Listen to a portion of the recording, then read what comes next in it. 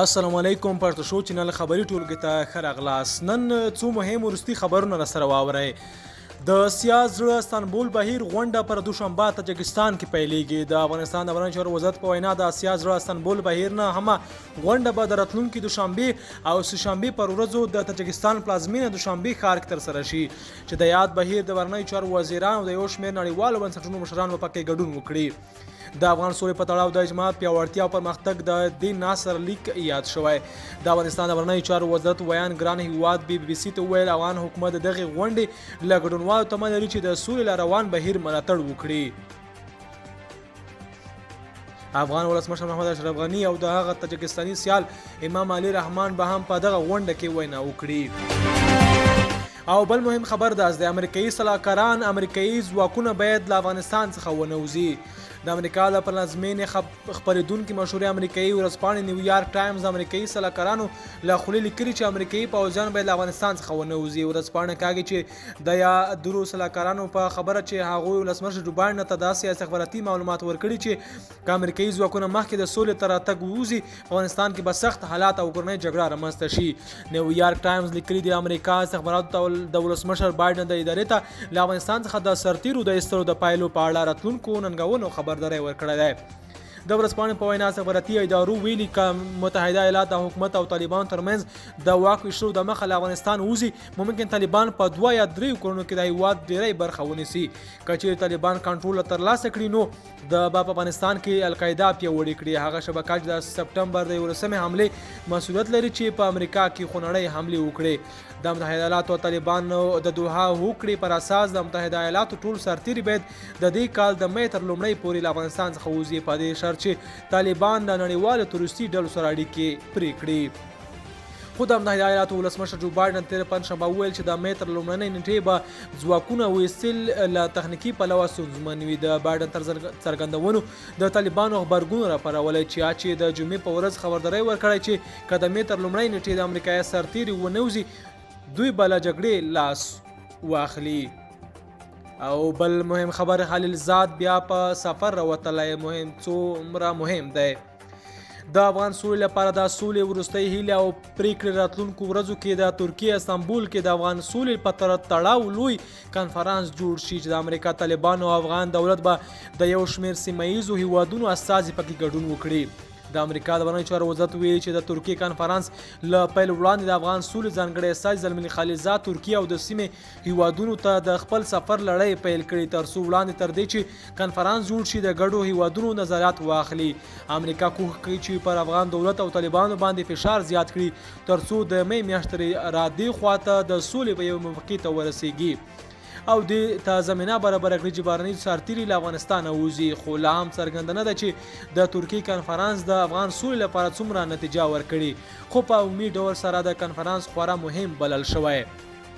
تر مې میا پورې د ټولو بهرنیو سرتیرو وتل. که څه هم د طالبانو امریکا د هوکړې له مخې باید په راتلونکي مې میاشت کې ټول بهرني سرتیري له افغانستانه ووځي خو داسې معلومیږي چې هیڅ بهرني سرتیر به پر دې نیټه له افغانستانه ونوځي او خپل ماموریت ته د هیواد کې دوام ورکړي. د امریکا ولسمشر جو بایډن ویل چې له تخنیکي پلوه د سرتیرو ایستل به تر مې میاشتې پورې ترسره نشي خو دوی کوښښ کوي تر څو د افغان سولې لپاره هڅه وکړي. په افغانستان کې د میشتو نورو بهرنیو هیوادونو هم ویلي چې په دې حالت کې له افغانستانه وتل مناسب نه دي او څو چې دلته حالات سم شوي نه وي نو له افغانستانه نه وځي.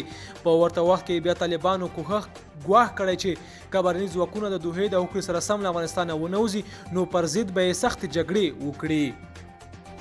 د زلمي خلیلزاد د سفر په رغونکو په ټوله کې د دې کنفرانس د جوړېدو لپاره د چمتووالي لپاره وي او کله چې د کنفرانس پیل کیږي ښایي ډیرې مهمې پریکړې تر شا پرېږدي. تر ډیره خو داسې فکر موجود دی چې په دې کنفرانس کې ښایي د نظام جوړېدلو پر څرنګوالي هم بحث وشي. او بل مهم خبر محب که ټول بهرني ځواکونه د افغانانو ترمنځ له هوکړې وړاندې وځي افغانستان کې د کورنۍ جګړې خطر شته.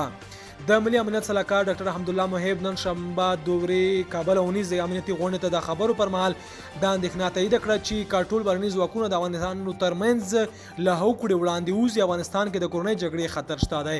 ښاغلي محب ویل ما څو میاشتې وړاندې بي بي سي سره مرکه کې ویلي وو که موافقه ونه شي او بهرني ځواکونه وځي دا ویره شته چې موږ کورنۍ جګړې ته ولاړ شو. او بل مهم خبر دا د عبدالله استانبول ناسته به د افغانستان برخلیک وټاکي. د افغانستان ملي پخلاینې عالي شورا مشر عبدالله وایي په استانبول کې پر افغان سوله جوړیدونکي ناسته به د هیواد برخلیک وټاکي. د بي بي سي له فارس ټلویزیون سره مرکه کې د ښاغلي عبدالله څرګندونې افغان سولې لپاره د امریکا پر نوي طرحه ټول شموله حکومت وړاندې له وخته ټاکنې او په دې برخو کې پر شته ننګونو راټولې وي. ښاغلي عبدالله په پاریس کې پر یو ځای د مجاهدینو د وژل شوي قوماندان احمد شاه مسعود د نوم ایښودو مراسمو کې د ګډون لپاره فرانسې ته تللی دی.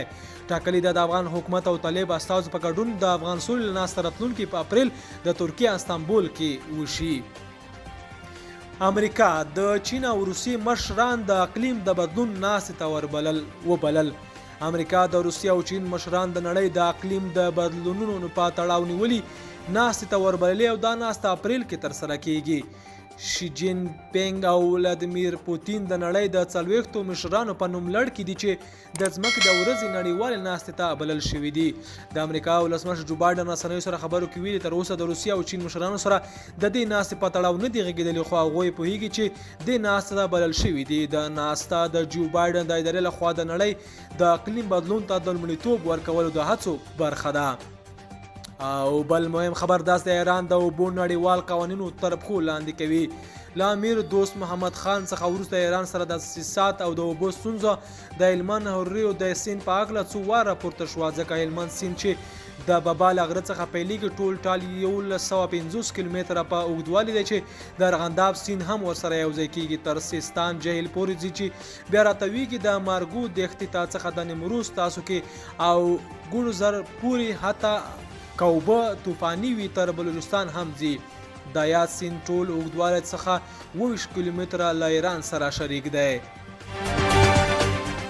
او بل مهم خبر ولسمشر د دولت نیمایي ملي عواید غلا کیږي.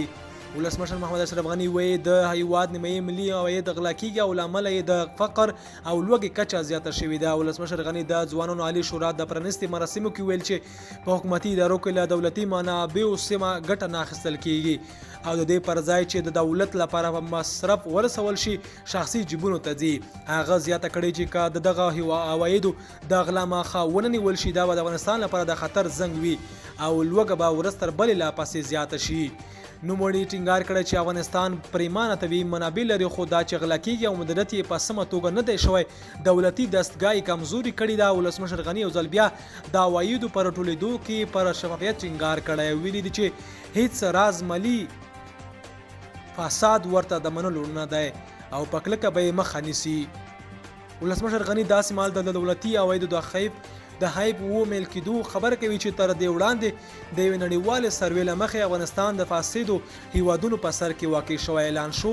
که څه هم حکومت وار ژمنې کړي دي چې د فساد مخه به نیسي خو تر اوسه په دې برخه کې د پام وړ کارونه نه دي ترسره شوي او لا هم په لوړه کچه فساد کیږي چې د دولت حیثیت زیان رسولی. هلته بیا نړیوالو په ځانګړي ډول امریکا له افغانستان سره خپلې مرستې د فساد له مخنیوي سره تړلې دي او ویلي دي چې که د فساد مخنیوی ونه شي نو دوی به خپلې مرستې کمې او یا وځنډوي. د اقتصادي چارو د کارپوهانو په وینا افغانستان تر د جګړې ورهاخوا د چارواکو لخوا د ملي فساد نړوه کړنو د ډیری ځپلې دي او که مخه یې ونه نیول شي د هیواد راتلونکي ته جدي د خطر زنګ بلل کیږي. تمه ده چې د نوي کال پیل سره سم د سولې خبرو د پاریا ترڅنګ د فساد په مخنیوي کې هم د حکومت لخوا کوټلې ګامونه پورته شي ترڅو نور افغانستان د پردیو له خیرات او مرستو خلاص شي.